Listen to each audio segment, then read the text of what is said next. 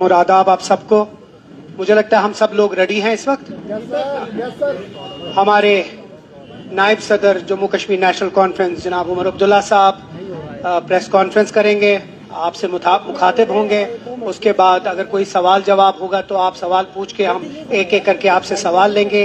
हमारे senior leader additional general secretary Ajay Sadotra साहब हैं। हमारे सीनियर लीडर पार्टी की मैडम सकीना इत्तू साहिबा है। हमारे सीनियर लीडर पार्टी के जनाब नासिर असलम वानी साहब हैं। तो मैं अब गुजारिश करूंगा उमर अब्दुल्ला साहब को, वो स्टार्ट करेंगे। उसके बाद अगर कोई सवाल होगा तो आप लेंगे।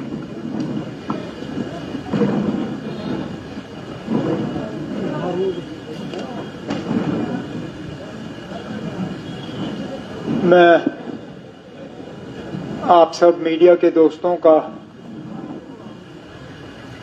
यहाँ जम्मू में नेशनल कॉन्फ्रेंस के हेडक्वार्टर्स पे खैर मकदम करता हूँ।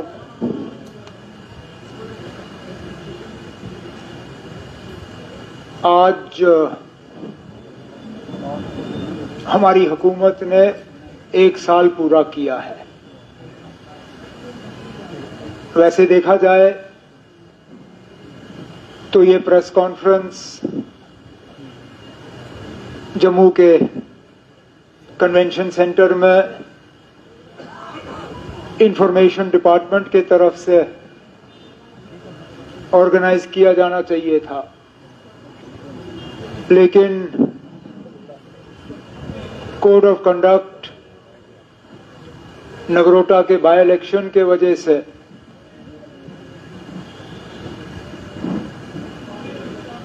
ये मुमकिन नहीं हुआ और हम भी नहीं चाहते थे कि इलेक्शन खत्म होने तक हम इंतजार करें। इसलिए बजाय ये कि आप सबको इंतजार करा के बाद में सरकारी प्रेस कॉन्फ्रेंस में हम बुलाएं, हमने सोचा जब इतना अच्छा पार्टी का दफ्तर है और आज एजुकेशन डिपार्टमेंट के एक बहुत ही अहम प्रोग्राम के सिलसिले में मैं जम्मू आया ही था, तो सोचा कि आप सब दोस्तों से मिलूं और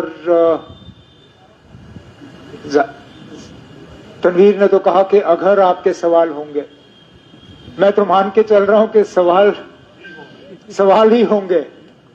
पता नहीं जवाब होंगे या नहीं होंगे, लेकिन सवालों की कोई कमी नहीं होगी। मैं शुरू में कोई ज्यादा लंबी चौड़ी बात नहीं करूंगा, क्योंकि मुझे मालूम है कि लगभग सारे इश्यूज जो हैं आपके सवालों के जरिए सामने आ ही जाएंगे। हमने एक साल पहले कलमदान संभाला और लगातार उस दिन से आज तक इस कोशिश में लगे रहे कि जम्मू कश्मीर का और जम्मू कश्मीर के लोगों का भला हो,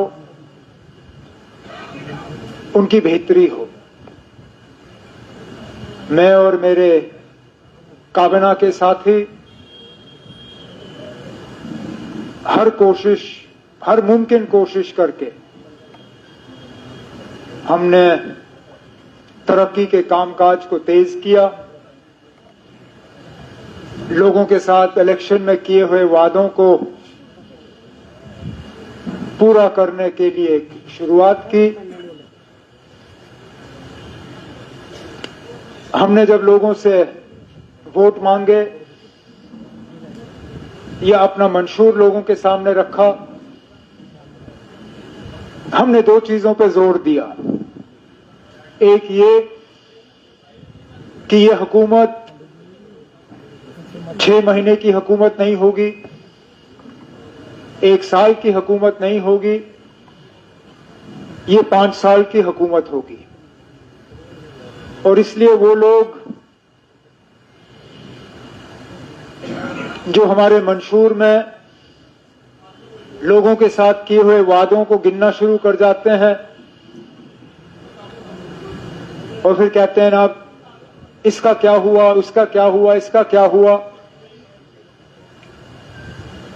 जैसे मैंने जम्मू के असेंबली सेशन में कहा और उसके बाद बार बार अपनी तकरीरों में, मंशूर के हवाले से जब आपको हमें जज करना होगा तो 5 साल हुकूमत मुकम्मल होने के बाद करिएगा, क्योंकि कोई भी हुकूमत लोगों के साथ किए हुए वादे 6 महीने या साल में पूरे नहीं करते। हमने एक शुरुआत की, चाहे जो हमने लोगों के साथ सियासी वादे किए उस पर असेंबली में रेजोल्यूशन लाना, जम्मू कश्मीर के स्पेशल स्टेटस को लेके कैबिनेट में रेजोल्यूशन मंजूर करवाना, स्टेटहुड की बहाली के लिए, दोनों चीजें हमने की। डेवलपमेंट में तेजी लाने के लिए तमाम महकमे जो हैं अपना काम कर रहे हैं। मुलाजमों की रेगुलराइजेशन, आज भी उस सिलसिले में एक ऐतिहासिक और बहुत अहम कदम स्कूल एजुकेशन डिपार्टमेंट की तरफ से, जबकि 860 CPW जो मुश्किल से 500, 1000, 2000 रुपए कमा रहे थे, उन्हें आज एजुकेशन डिपार्टमेंट की तरफ से रेगुलराइज किया गया। इसी तरह और भी डिपार्टमेंटों ने यह सिलसिला शुरू किया है और हम अपने लोगों के साथ किए हुए जो वादे हैं उन पे बिल्कुल हम वादाबंद हैं। और जैसे मैं बार बार कहता हूं, जिन जिन मुद्दों पे हमने इलेक्शन लड़ा, हुकूमत का वक्त खत्म होने पे उस सब चीज का रिपोर्ट कार्ड जो है वो लोगों के सामने पेश किया जाएगा।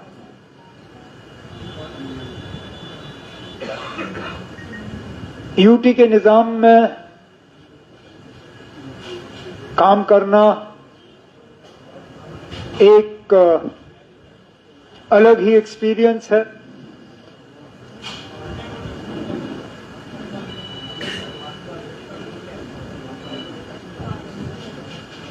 हम अपनी जगह उम्मीद लगाए बैठे थे कि पहले साल के अंदर ही मरकज की हुकूमत जम्मू कश्मीर के लोगों के साथ किया हुआ स्टेटहुड की बहाली का वादा जो है वो पूरा करेंगे। लेकिन चलिए, फिलहाल नहीं हुआ, लेकिन हम अपनी कोशिशों से पीछे नहीं हटेंगे। हम अभी भी मान के चलते हैं कि जम्मू कश्मीर के लगभग सारे मसलों का जो हल है वो स्टेटहुड की बहाली में है।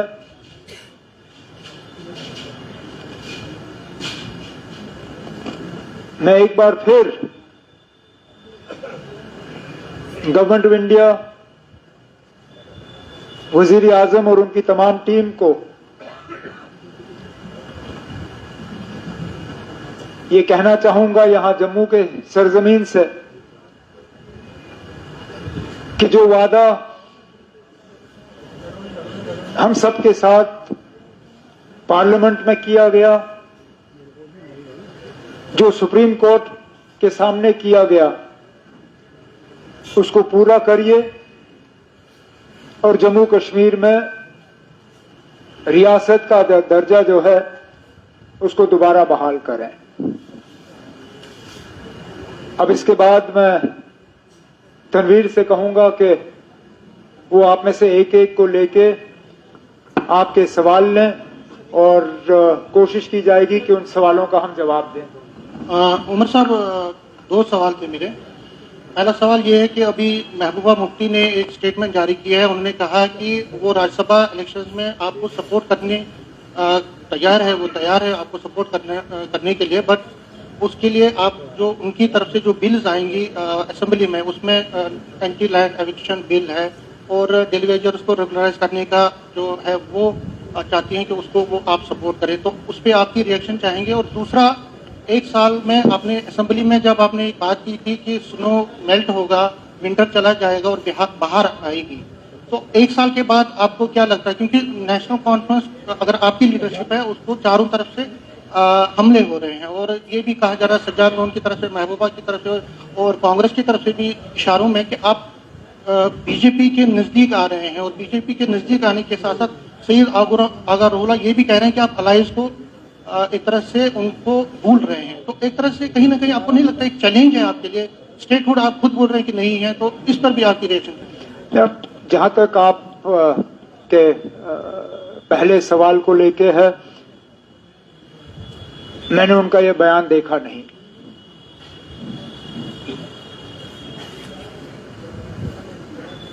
फारूक साहब के साथ जब उनकी बात हुई, डॉक्टर साहब ने सिर्फ उनसे यही गुजारिश की कि मुकाबला बीजेपी के साथ है, कोई और उम्मीदवार मैदान में है नहीं। अगर बीजेपी के खिलाफ वोट नहीं डाला जाएगा तो वो सीधा सीधा बीजेपी को फायदेमंद होगा। एब्स्टेन करना भी बीजेपी के हक में वोट डालने के बराबर है। अब जहां तक बीजेपी को हराने के लिए बिलों पे मंजूरी देने की बात आ जाती है, जो बिल अभी तक हाउस के सामने आया नहीं है, मैं उसके बारे में कोई बात कर नहीं सकता हूं। बिल हमारी प्रॉपर्टी बनने से पहले स्पीकर साहब की प्रॉपर्टी होती है। स्पीकर साहब पहले तय करें कि हाउस के सामने कौन सा बिल आएगा। बिल्स बहुत सी सबमिट होती हैं, किस बिल को मंजूरी मिलती है और कौन सा बिल फिर ड्रॉ ऑफ लॉट्स के जरिए लिस्ट होता है, वो ना मैं यहां पे तय कर सकता हूं, ना महबूबा मुफ्ती साहिबा तय कर सकती है। बिल हाउस के सामने आ जाए, उसके बाद हमें कोई एतराज नहीं है। जो बिल लोगों के हक में होगा और जिस बिल को असेंबली पास करना चाहेगी, हम उसमें रुकावट नहीं बनेंगे। लेकिन मैं आज के दौर पे इस यहां पे बैठ के स्पीकर साहब के इख्तियारात में दखल नहीं दे सकता हूं।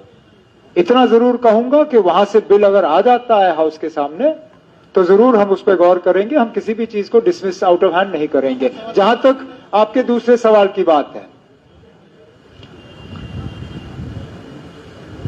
कुछ लोगों के तरफ से नेशनल कॉन्फ्रेंस के ऊपर हमला, तो मतलब वो तो होना ही है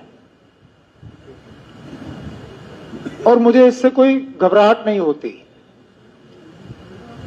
अब फिलहाल जो आपने महबूबा मुफ्ती जी के हवाले से बात की कि वो नेशनल कॉन्फ्रेंस को निशाना बनाती हैं, अब एक तरफ से मैं उम्मीद कर रहा हूं कि वो हमारे उम्मीदवार जो हैं उनके हक में वोट दें, और फिर आपके सवाल का जवाब देते हुए अगर मैं उनको टारगेट करूं तो अच्छा नहीं होगा। तो उस चीज को एक तरफ रख देते हैं। जहां तक सजाद लोन साहब का सवाल है,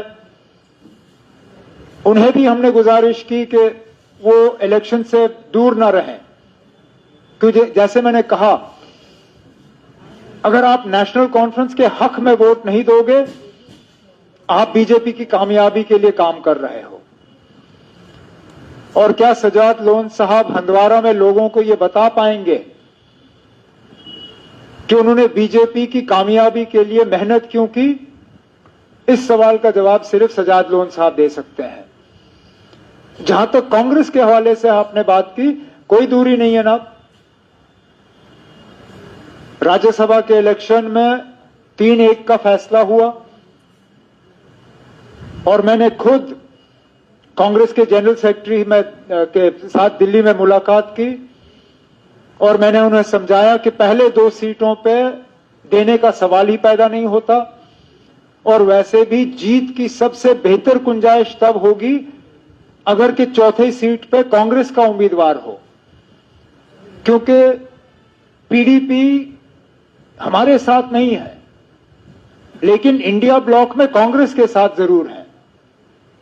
आज जो नेशनल कॉन्फ्रेंस के हक में वोट देने के लिए लेन देन की बात चल रही है, अगर कांग्रेस का उम्मीदवार होता तो शायद ये लेन देन की बात नहीं होती, क्योंकि इंडिया ने ना, अब तीसरा सवाल आपको नहीं मिलेगा, इंडिया ब्लॉक के हिस्सेदार होने के नाते शायद कांग्रेस ये उम्मीद करती कि उनका वोट जो है वो पीडीपी को जाता। लेकिन अब 2 असेंबली के बाय इलेक्शन भी आने हैं, इसमें भी कांग्रेस के साथ बातचीत चल रही है। अगर कांग्रेस के पास नगरोटा के लिए एक बेहतरीन उम्मीदवार हो तो हम कांग्रेस के साथ नगरोटा पे भी समझौता करने के लिए तैयार हैं, हमें कोई एतराज नहीं होगा। उमर साहब, मेरा सवाल है Anil Sharma, INS news agency से। आप कितना संतुष्ट हैं? 1 साल हो गया है, अपनी पूरी जो कैबिनेट है आपकी, अपने कार्यकाल से कितना संतुष्ट हैं? और दूसरा सवाल यह है कि ट्रंप की तरफ से आज एक और बड़ा दावा किया गया है, इससे पहले भी ट्रंप ने कई दावे करे। ट्रंप की तरफ से दावा किया गया है रूस के तेल को लेकर, भारत जो है रूस से तेल जो है वो नहीं खरीदेगा। तो ये 2 सवाल हैं, इस पर आपका क्या स्टेटमेंट है? और साथ ही साथ आपका जो कार्यकाल 1 साल का हुआ है, आप उस कार्यकाल से कितना संतुष्ट है पूरी टीम? पहले तो आपके दूसरे सवाल का तो मेरा जवाब देने का बनता ही नहीं है। मुझे क्या लेना देना ट्रंप साहब से? ट्रंप साहब अगर मैं हर ट्रंप साहब के बयान पे टिप्पणी करूं तो मेरे पास काम करने के लिए फुर्सत होगा नहीं, क्योंकि हर घंटे उनके तरफ से कोई ना कोई बयान आ ही जाता है।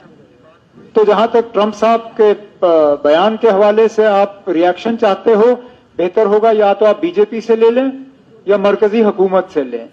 जहां तक आपके पहले सवाल का जवाब हो, मेरी हुकूमत से संतुष्ट होना ना होना उसका कोई मायने नहीं ना, क्योंकि अकेले मैंने अपनी हुकूमत को वोट नहीं देना है, जम्मू कश्मीर के लोगों को देना होगा और ये वोट उनको 4 साल के बाद देना होगा। हम काम कर रहे हैं इस उम्मीद के साथ कि 4 साल के बाद लोग हमारे काम से मुतमईन होंगे। कितना मुतमईन होंगे ये 4 साल के बाद पता चलेगा। अब आज आप मुझे कहोगे मैं अपने आप को कितने मार्क्स दूं, 100 में से 100 दूं, 90 दूं, 70 दूं, 60 दूं, 50 दूं। मैं अपनी जगह मान के चलता हूं कि इन हालात में इससे बेहतर हम नहीं कर सकते थे, आगे जाके और बेहतर करेंगे, ये मेरी उम्मीद है। मुझे माइसेल्फ रूहानी फ्रॉम द नॉर्थ लाइन्स। मेरा सवाल आपसे है कि आपने खुद डेली वेजेस को भरोसा जताया था कि आप एक कमेटी बना रहे हैं। 19 सितंबर को उसकी मियाद खत्म हो गई है, तो वो सवाल करे कि पब्लिक डोमेन में वो रिपोर्ट कब आएगी। सेकेंडली द क्वेश्चन इज कि इट्स रिलेटेड टू दिस कि पेंडिंग वेजेस, जावेद राणा साहब ने उनसे भरोसा जताया था कि पेंडिंग जो वेजेस है उसकी पहली किस्त रिलीज होगी अप्रैल में। हमने देखा फ्लैश फ्लड्स आ गए, ये सब आ गए। तो क्या आपकी सरकार उनकी वेजेस रिलीज करने की कुछ सोच रही है जो पेंडिंग है 72 मंथ्स की पीएचडी? ना, वो जावेद राणा साहब से आपको पूछना होगा इंडिविजुअल डिपार्टमेंट्स की क्या पॉलिसियां हैं, क्या ये है, वो उस पर मैं आज बात नहीं कर सकता हूं। जहां तक ये चीफ सेक्रेटरी साहब की निगरानी में जो कमेटी बनी है, उन्होंने लगभग अपना रिपोर्ट तैयार किया है। उस रिपोर्ट को फाइनल शेप देके जब वो हमारे सामने पेश करेंगे तब भी मैं आपके साथ शेयर नहीं करूंगा, क्योंकि वो रिपोर्ट जो है वो हाउस की प्रॉपर्टी होगी।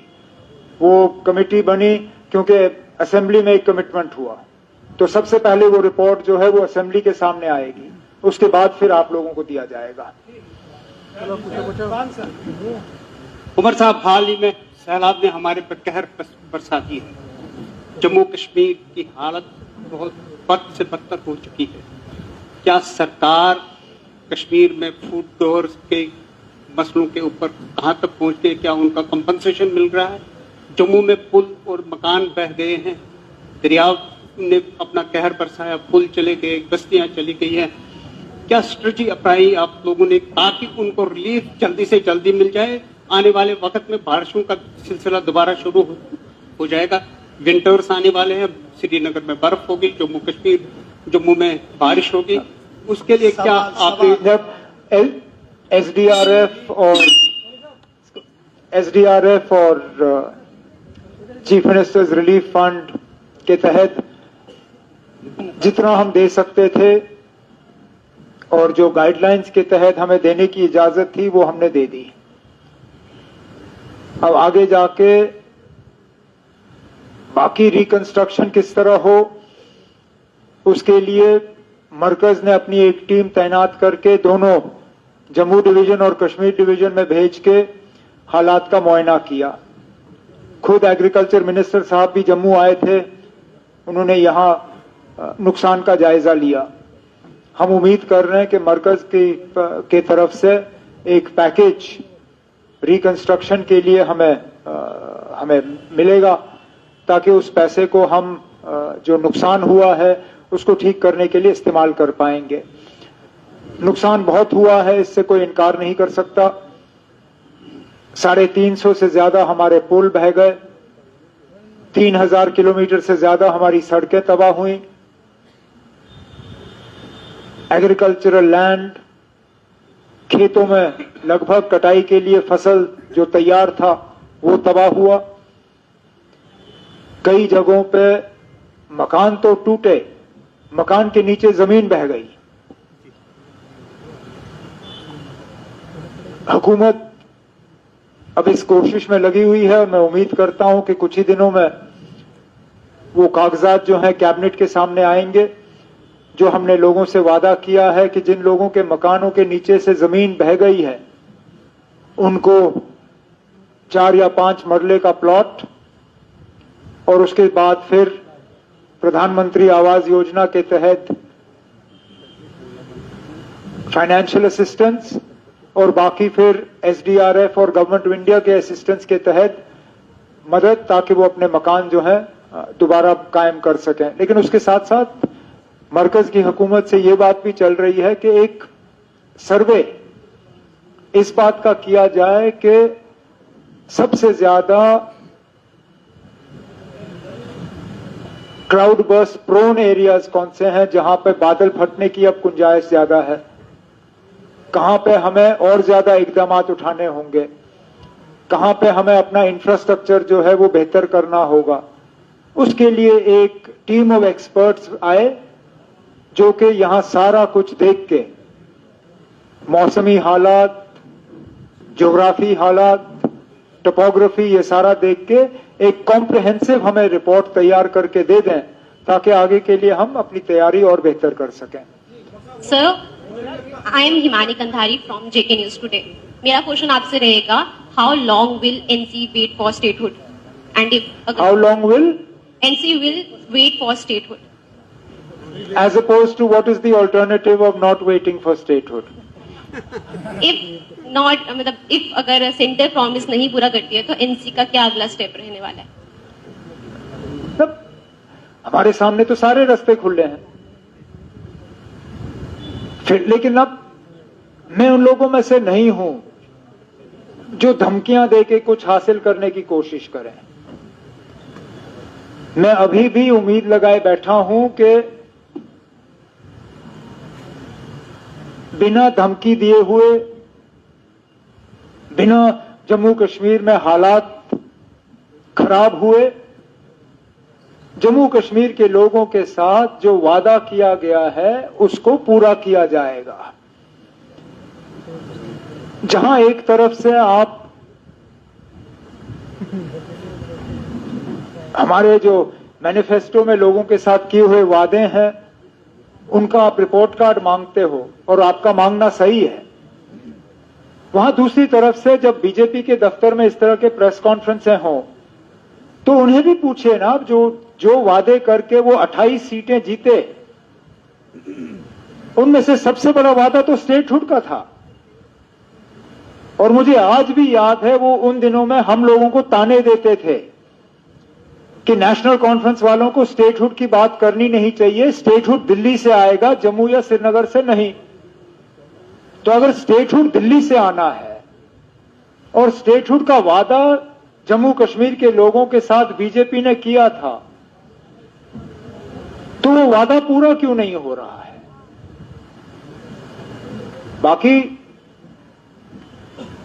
आगे जाके हमें क्या करना होगा उसको शायद यहां आज दोहराने की जरूरत नहीं है।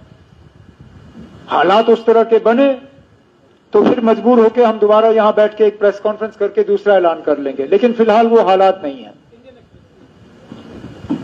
नमस्कार जी। 2024 की इलेक्शन से पहले सेंटर ने सुप्रीम कोर्ट में वादा तो किया कि इलेक्शन के बाद, कोई नहीं, आप बस हाथ ऊपर रख लीजिए। इलेक्शन के बाद अप्रोप्रिएट टाइम पे स्टेटहुड देंगे। अब स्टेटहुड नहीं मिल रही, तो आपको क्या लगता है कि डिले जो हो रहा है स्टेटहुड का देने का, क्योंकि बीजेपी का भी ये वादा था कि स्टेटहुड देंगे, अब डिले जो है कहीं ऐसा तो नहीं कि they want to pressurise National Conference government, जो गवर्नमेंट कि बीजेपी को भी पावर में लाया जाए? और दूसरा सवाल मेरा ये है कि अभी थोड़ी देर में दरबार मूव भी होगा कुछ दिनों के बाद। हाँ। तो क्या आप वो पुरानी जो ट्रेडिशन है उसको कायम रखेंगे, उसको रिस्टोर करेंगे कि पूरा दरबार मूव हो जम्मू?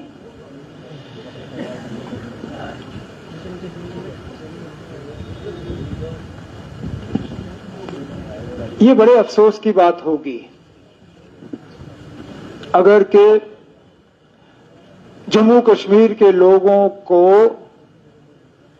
अपने स्टेटहुड के हक से महरूम रखा जाएगा सिर्फ इसलिए कि बीजेपी की हुकूमत यहां नहीं बनी। क्योंकि बीजेपी ने शायद ये कभी नहीं कहा था सुप्रीम कोर्ट में या पार्लियामेंट में कि हम स्टेटहुड देंगे, लेकिन तब ही देंगे जब मुख्यमंत्री बीजेपी का होगा। उन्होंने सिर्फ इतना कहा था कि 3 step process, delimitation, election, statehood, कोई इफ नहीं, कोई बट नहीं। अब अगर हमें मजबूर करने की कोशिश की जा रही है कि जब तक हम उनके साथ हाथ नहीं मिलाते तब तक स्टेटहुड नहीं आएगा, तो फिर चलिए ना, मैं मान के चलता हूं कि अगले 4 साल तक स्टेटहुड नहीं होगा। क्योंकि हम लोगों का मैंडेट हासिल करने के बाद बीजेपी के इस साजिश को तो कम से कम हम कामयाब होने नहीं देंगे।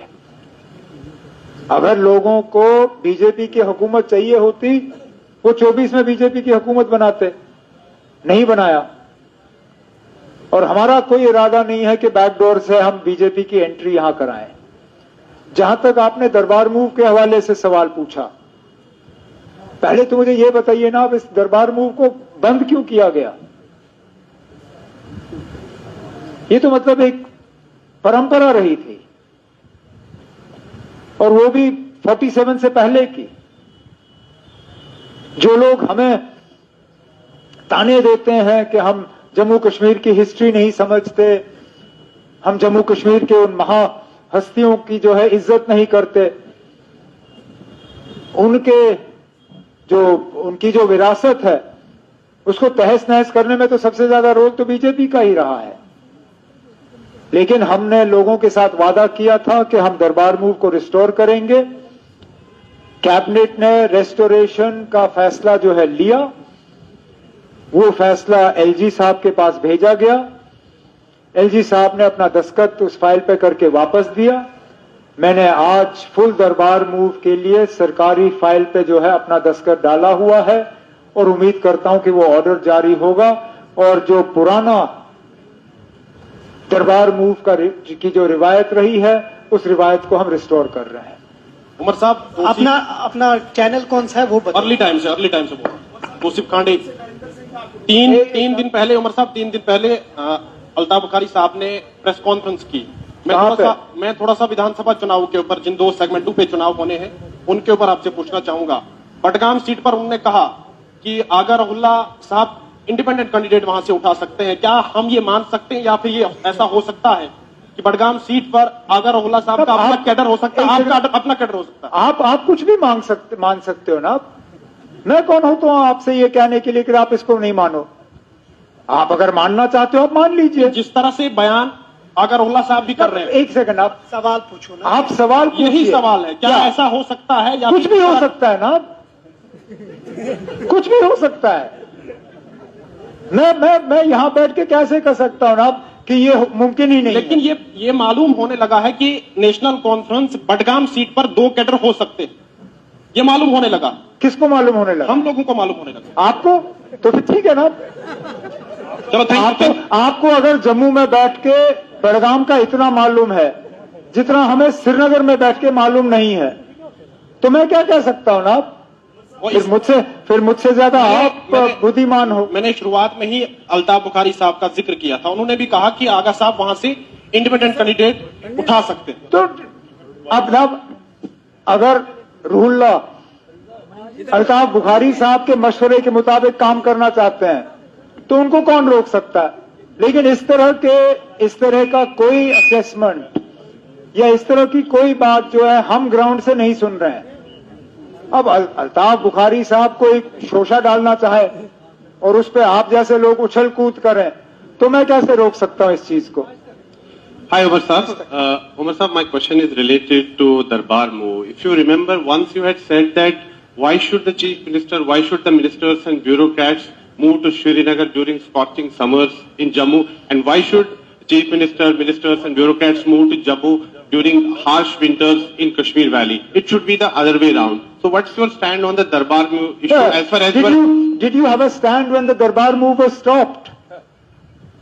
For all that time you people were silent. जब बंद हुआ तब किसी ने शोर नहीं मचाया। बंद करने वालों को इलेक्शन में शाबाशी भी दी। और जब हम दरबार मूव को रिस्टोर करने की बात करते हैं तो हमसे पूछा जाता है ना, आपने तो इससे ज्यादा ही कहा। कम से कम पहले रेस्टोरेशन के लिए तो आप कहिए ना कि हाँ आपने अपना वादा पूरा किया। बाकी अगर आगे जाके इसको चेंज करना होगा उस पर हम बाद में सोचेंगे do ना। you stand by your past statement? Please, One question, यार, that's it. our manifesto is in front of the people. What we promised in the manifesto, we have committed, we have delivered. What I talked about was not a sovereign commitment of the government. It was an idea. It is an idea that I'm happy to discuss both with the people of Jammu and the people of Srinagar. But at the moment, I think you should focus on what is important, which is that Jammu was marginalized by the people who claim to be the true representatives of Jammu. And Jammu's marginalization has been stopped by those people who have traditionally been seen as anti-Jammu. You have always painted us as a Kashmir party, not a party of Jammu Kashmir. With this step of restoration of the Darbar move, I hope to some extent we have addressed the propaganda that we are a party of Jammu and Kashmir, not a party of any one particular province. Umar Saab, one more question. Umar Saab, as far as the statehood issue is concerned. Who are you giving it to, Tanveer? चलो ना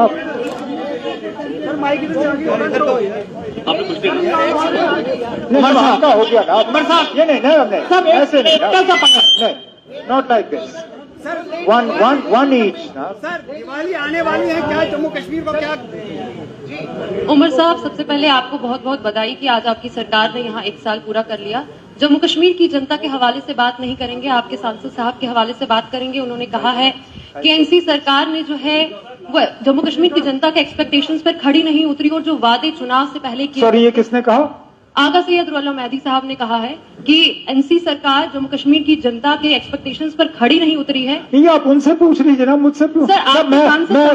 मैं रूहुल्लाह की बात पे कोई टिप्पणी नहीं करूंगा। अगर उनकी बात पे आपको टिप्पणी चाहिए आप उन्हीं से ले लीजिए ना, मैं नहीं करूंगा।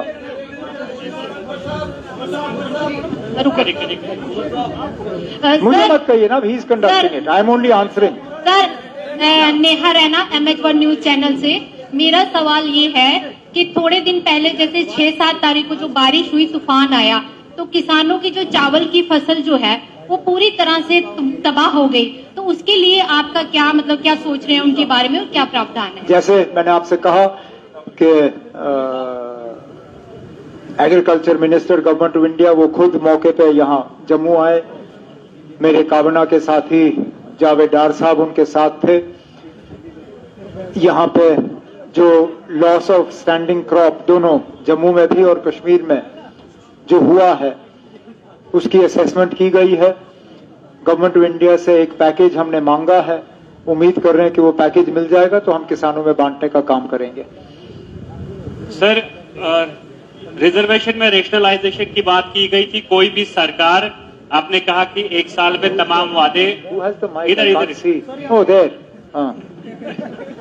सर, आपने कहा कोई भी सरकार 1 साल में सारे वादे पूरे नहीं कर सकती है, तो रेशनलाइजेशन का जो इश्यू आया था रिजर्वेशन में, उस पे आपने कमेटी भी बनाई, लेकिन अभी स्टेटस उसका क्या है?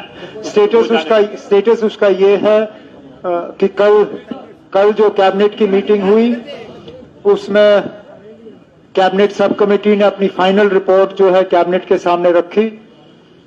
कैबिनेट ने उस रिपोर्ट को कबूल किया है। अब सोशल वेलफेयर डिपार्टमेंट से कहा गया है कि वो एक कैबिनेट मेमो तैयार करें, क्योंकि हमने कैबिनेट की सब कमेटी की रिपोर्ट जो है वो मंजूर की है। इसके लिए हमें कैबिनेट मीटिंग बुलाने की जरूरत नहीं पड़ेगी। मैं इसको सर्कुलेशन में अपने मिनिस्ट्रियल कोलीग्स के पास भेज के इसको मंजूरी दिलवा दूंगा और कैबिनेट का ये फैसला जो है फिर LG साहब के सामने रखा जाएगा। मैं उम्मीद कर रहा हूं कि अगले 2-4 दिन में ये मुकम्मल हो जाएगा। देखिए, दो सवाल हम एक यहाँ से लेंगे और एक यहाँ से, and that is it. आप ले लीजिए, उसके बाद यहाँ से। Good evening, Omar sir. I am Vishal from UNI. A very brief question. How do you describe your 1 year of government in 1 word? I'm not even going to get that. Look, honestly, it's not my job to give you a headline, and you can never reduce a government to 1 word. So therefore, I leave it to you. You look. Please take that away from the speaker. You use whatever word you like. I'm not going to give you a 1 word answer.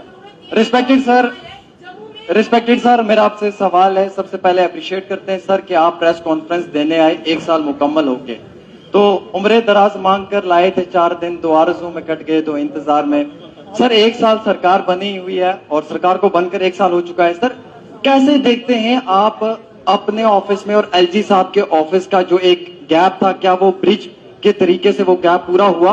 और जो bureaucracy थी, जो पुराने bureaucrats थे, जो यहाँ पे हम कहते थे कि सरकार बनने से पहले काम नहीं करते हैं, क्या सरकार बनने के बाद अब आपकी बात सुनी जाती है? क्या वो ब्यूरोक्रेट्स काम करते हैं? क्या दिल्ली? देखिए, अब मैं LG साहब और गवर्नमेंट के ताल्लुकात के बारे में कोई बात करूंगा नहीं, क्योंकि आपको ये अज्यूम करना ही नहीं चाहिए कि ताल्लुकात ठीक नहीं है। हम काम कर रहे हैं और जम्मू कश्मीर की बेहतरी के लिए काम कर रहे हैं। सर क्या जहां तक आपने अफसरों के हवाले से बात की, जितना हमने किया है अभी तक, क्या वो मुमकिन होता अगर अफसरों के साथ हम काम नहीं कर रहे होते? आखिरकार किसी भी हुकूमत के लिए अपने एजेंडा को मुकम्मल करने में अफसरों का साथ जो है वो जरूरी होता है। सर दिल और आप ना 10 सवाल मत करिए। आपने मुझसे सवाल पूछा, मैं आपको जवाब दे रहा हूं। जिस तरह हाथ के 5 उंगली बराबर नहीं होते, उस तरह किसी भी हुकूमत में सारे लोग बराबर नहीं होते। और ये सिर्फ जम्मू कश्मीर यूनियन टेरिटरी की बात नहीं है। इस मुल्क में किसी भी रियासत में आपको तमाम अफसर बराबर के नहीं मिलेंगे। ज्यादातर अफसर अच्छे होंगे, बीच में एक आध अफसर ऐसा होगा जो काम नहीं करना चाहेगा। यहां पे भी वही हाल है। हमारे और बाकी मुल्क में इसमें कोई खास फर्क है नहीं। अब मुझे लगता है आप लोगों ने सब सवाल पूछ लिया, कोई नया सवाल तो है नहीं। मैं एक सवाल यहाँ से लूंगा और एक सवाल आपसे। Take hers and him in the yellow and that's it. अच्छा सर अच्छा, आप भी ये ले लें, उसके बाद आप ले लेंगे। जी सर, हमने देखा कि जम्मू में एक जो जम्मू की बात मैं करना चाहता हूं, जम्मू में दरबार मूव और जो कटरा का यात्रु था वो यहाँ पे आते थे और जम्मू के बिजनेस को बढ़ावा मिलता था। एक चीज तो आपने कर ली कि जो दरबार मूव था उसको तो आपने रिकवर करने की कोशिश कर रहे हैं और आपने बोला भी इस प्रेस कॉन्फ्रेंस, मगर जो यात्रु यहाँ जम्मू में आते थे अब वो डायरेक्ट कटरा जाते हैं। जम्मू के बिजनेस को बहुत बड़ा नुकसान हो रहा है। उस आगे उस बिजनेस को बढ़ाने के लिए आपकी सरकार क्या कर रही है और क्या कर रही है? देखना, मैं मजबूरन माता वैष्णो देवी की यात्रियों को जम्मू में रोक नहीं सकता हूं। जो सिर्फ और सिर्फ दर्शन करने आना चाहते हैं वो तो दर्शन करके निकल ही जाएंगे, लेकिन हमारी कोशिश है कि उनमें से वो लोग जो 1-2 दिन यहाँ रुकना पसंद करेंगे उनके रुकने के लिए हम कोई इस तरह के इकदाम बनाएं, कोई इस तरह के कोई चीजें बनाएं ताकि वो न सिर्फ यात्री बने, वो टूरिस्ट भी बने। उसमें बॉर्डर टूरिज्म सुचेतगढ़ को लेके वो उस पर हम ध्यान दे रहे हैं। जम्मू को या जो झील जो मेरी हुकूमत में शुरू हुआ था अब उसको हम मुकम्मल कर रहे हैं। उसके दोनों किनारों पे हम अच्छे वो टूरिज्म के एसेट्स कायम करेंगे ताकि वो इलाका न सिर्फ खूबसूरत हो बल्कि उसको सही इस्तेमाल किया जा सके। पिलग्रिमेज सर्किट कि वो लोग जो माता वैष्णो देवी के दर्शन के लिए आ रहे हैं, जो हमारे बाकी और तीर्थ स्थान है वहां पे भी आए। हमारी कोशिश ये है कि जो दर्शन करने के लिए आते हैं उनमें से अगर 15-20% भी दाएं बाएं थोड़ा घूमे तो जम्मू की इकोनॉमी को काफी फायदा होगा, लेकिन ये हम उनको मजबूर नहीं कर सकते। हम सिर्फ वो एसेट्स क्रिएट कर सकते हैं, हम उनके सामने ये प्रोग्राम रख सकते हैं, बाकी उस पर चलना ना चलना वो उनकी अपनी मर्जी है। लेकिन जो हुकूमत के हाथ में है जैसे दरबार मूव, वो फैसला तो हमने लिया है और हम उम्मीद करते हैं कि उससे जम्मू की इकोनॉमी को थोड़ा फायदा तो पहुंच ही जाएगा। जम्मू में चिंता का माहौल शुरू हो गया है, प्रीपेड मीटर्स लग रहे हैं, यानी कि बिजली प्राइवेट हो रही है। नहीं ना, sorry, prepaid meter is not privatisation.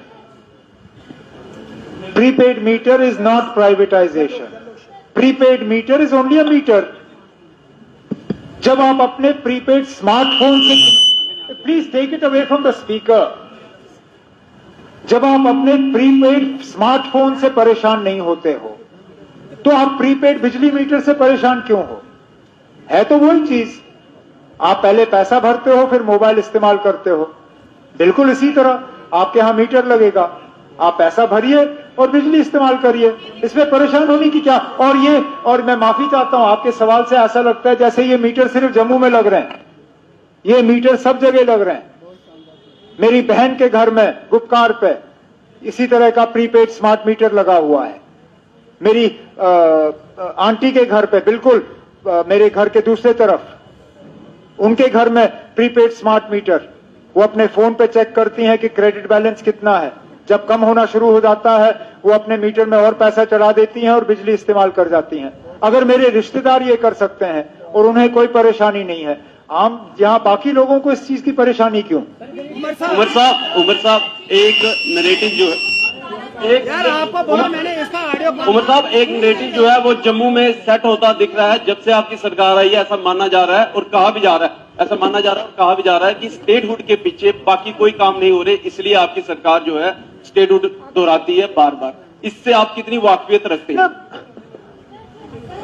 मैंने कभी स्टेटहुड के ना होने का बहाना के तौर पे इस्तेमाल नहीं किया और मैंने आज भी कहीं पे भी आपको ये नहीं कहा कि हमसे कोई काम नहीं हुआ क्योंकि हमें स्टेटहुड नहीं मिला। मैं सिर्फ ये दोहरा रहा हूं कि स्टेटहुड का वादा मरकज की हुकूमत ने किया है, क्या वो वादा पूरा नहीं होना चाहिए?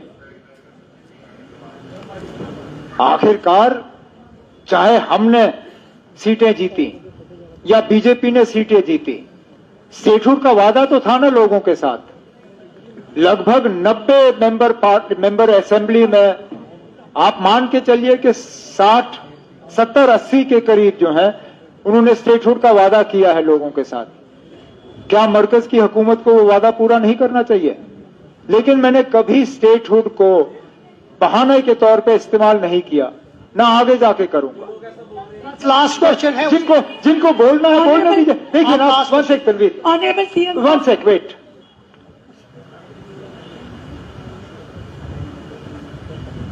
कौन बोल रहे हैं? ऑपोजिशन पार्टी, ऑपोजिशन एलओपी, जिनको डिप्टी सीएम साहब ने बड़ा अच्छा नाम दिया है। डिप्टी सीएम साहब भी कभी कभी गजब कर देते हैं। मुझे कभी मेरे दिमाग में कभी नहीं आता एलओपी को वो नाम देना, लेकिन अच्छा किया उन्होंने। नाम में ही जवाब है। ऑपोजिशन मतलब के अपोज करना।